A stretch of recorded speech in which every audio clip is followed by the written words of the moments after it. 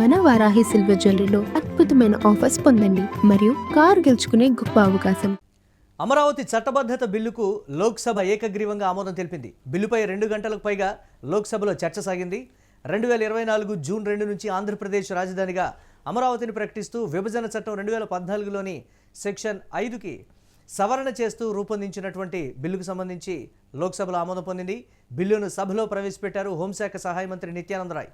సభలో బిల్లుకు మద్దతు తెలిపారు ఎన్డీఏ, కాంగ్రెస్, ఎస్పీ పార్టీలు. ఇక అమరావతి బిల్లుకు వ్యతిరేకం కాదంటూనే రాజధాని నిర్మాణం ఎప్పట్లోగా పూర్తి చేస్తారని వైసీపీ ప్రశ్నలు సంధించింది. ఈ తరహా బిల్లును వ్యతిరేకిస్తున్నామంటూ కూడా వైసీపీ వాకౌట్ చేసింది.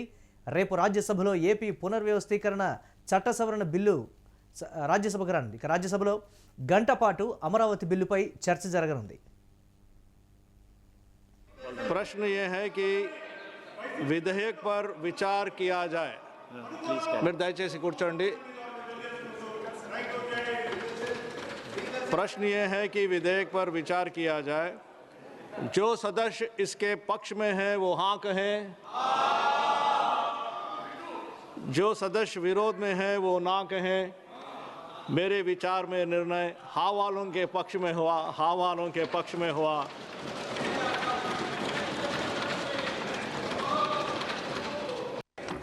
महोदय, मैं माननीय गृह मंत्री जी की ओर से प्रस्ताव करता हूं कि आंध्र प्रदेश पुनर्गठन अधिनियम 2014 का संशोधन करने वाले विधेयक को पुनः स्थापित करने की अनुमति दी जाए.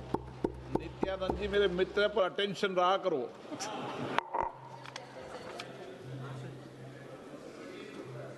प्रश्न ये कि विधेयक को पुनर्स्थापित करने की अनुमति प्रदान की जाए.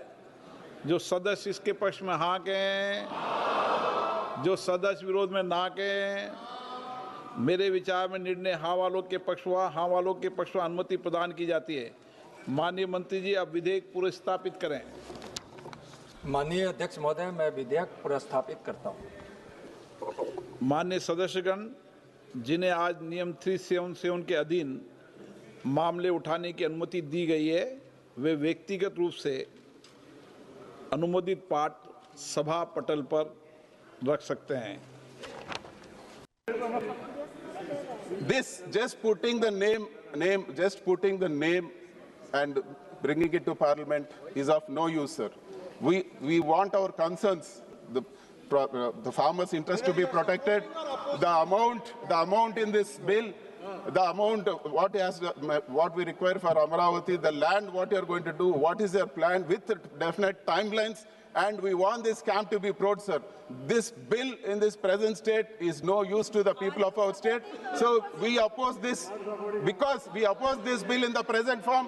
Though we are not against Amaravati or any other part in the state, though we are not against Amaravati or not, we are against this bill in this present form, sir.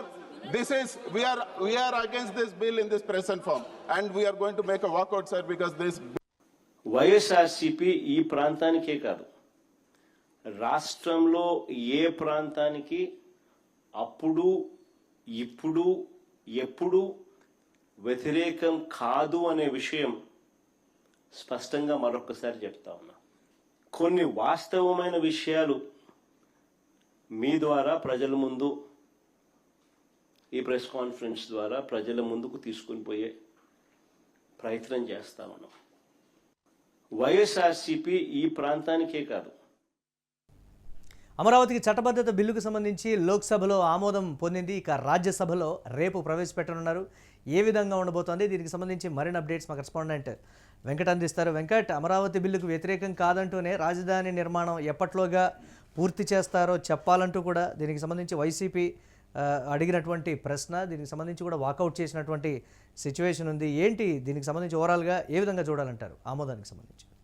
Yes Murali, అంటే రాజకీయాల్లో మన ఆంధ్రప్రదేశ్ రాజకీయాలకు సంబంధించి అమరావతి అంశం అనేది అత్యంత కీలకంగా మారిపోయినటువంటి 2014 నుంచి కూడా దీనికి సంబంధించిన ప్రతిబింబిస్తుంది. సమర్థించదో లేదంటే వ్యతిరేకత, ఇవన్నీ కూడా మనం చూస్తూనే ఉన్నాం.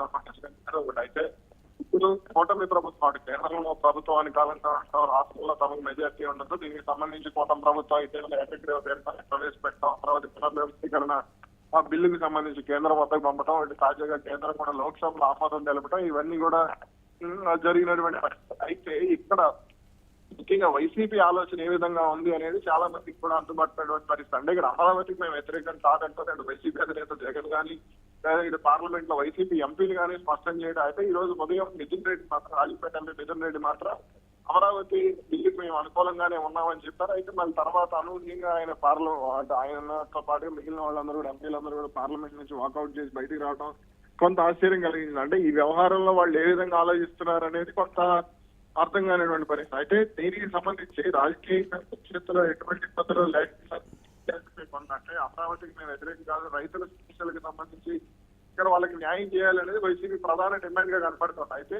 ఇక్కడ రాష్ట్ర ప్రభుత్వం మాత్రం మీరు అనుకూలంగా పార్లమెంట్ లో ఓటు వేయలేదు కాబట్టి మీరు అమరావతికి వ్యతిరేకమైనటువంటి అంశాన్ని తెరలేపేటువంటి ప్రయత్నం చేస్తుంది. వైసీపీ నాయకులు కూడా ఇదే అంశానికి సంబంధించి విమర్శించేటువంటి ప్రయత్నం కూడా చేస్తుంది. ఏది ఎలా ఉన్నప్పటికీ కూడా అంటే తన స్టాండ్ మారదు. అంటే అమరావతికి అనుకూలంగా నేను ఓటు వేయను అనే అంశాన్ని జగన్ పార్లమెంట్ లో వైసీపీ ఎంపీలు వాకౌట్ చేయడం ద్వారా స్పష్టం చేయగలిగారు. అదేవిధంగా అసెంబ్లీలో కూడా ఇదే అంశానికి సంబంధించి ఆయన అసెంబ్లీ సమావేశాలకు హాజరు కాకపోవడం కూడా మనం చూడవచ్చు అనమాట. ఏది ఎలా ఉన్నప్పటికీ కూడా మొన్న జరిగినటువంటి అసెంబ్లీ తీర్మానం కానీ ఈ రోజు జరిగినటువంటి లోక్సభలో తీర్మానం కానీ రెండు కూడా ప్రభుత్వానికి అనుకూలంగా ఉన్నటువంటి పరిణామాలుగానే మనం చూసుకోవచ్చు. అంటే వాళ్ళకి మెజార్టీ ఉంది కాబట్టి ఖచ్చితంగా దీనికి సంబంధించిన ఆమోదించుకోగలిగారు. అయితే ఇక్కడ ఆశ్చర్యకరమైనటువంటి విషయం ఏంటి అంటే ఈ అంశానికి సంబంధించి అటు కేంద్రంలో ఉన్నటువంటి ఏదైతే ప్రతిపక్షాన్ని ఇండియా కూటమికి సంబంధించినటువంటి కొన్ని పార్టీలు కూడా అమరావతికి మద్దతు ఇవ్వడం అనేది కొంత ఆశ్చర్యం కలిగింది. Right, thanks for updates Venkat. ఇక అమరావతి చట్టబద్ధత బిల్లుకు లోక్సభ ఏకగ్రీవంగా ఆమోదం తెలిపింది. బిల్లుపై 2 గంటలకు పైగా లోక్సభలో చర్చ సాగింది. 2024 జూన్ 2 నుంచి ఆంధ్రప్రదేశ్ రాజధానిగా అమరావతిని ప్రకటిస్తూ విభజన చట్టం 2014లోని సెక్షన్ 5 క్లాజ్ 2కి సవరణ చేస్తూ ఈ బిల్లు రూపొందించబడింది. బిల్లును సభలో ప్రవేశపెట్టారు హోంశాఖ సహాయ మంత్రి నిత్యానంద రాయ్. సభలో బిల్లుకు ఎన్డీఏ, కాంగ్రెస్, ఎస్పీ పార్టీలు మద్దతు తెలిపాయి. అమరావతి బిల్లుకు వ్యతిరేకం కాదంటూనే రాజధాని నిర్మాణం ఎప్పట్లోగా పూర్తి చేస్తారని వైసీపీ ప్రశ్నలు సంధించింది. ఈ తరహా బిల్లును వ్యతిరేకిస్తున్నామంటూ కూడా వైసీపీ వాకౌట్ చేసింది. రేపు రాజ్యసభలో ఏపీ పునర్వ్యవస్థీకరణ చట్ట సవరణ బిల్లు రాజ్యసభలో ఉండనుంది. ఇక రాజ్యసభలో గంట పాటు ఈ బిల్లు మీద చర్చ జరిగే అవకాశం ఉంది.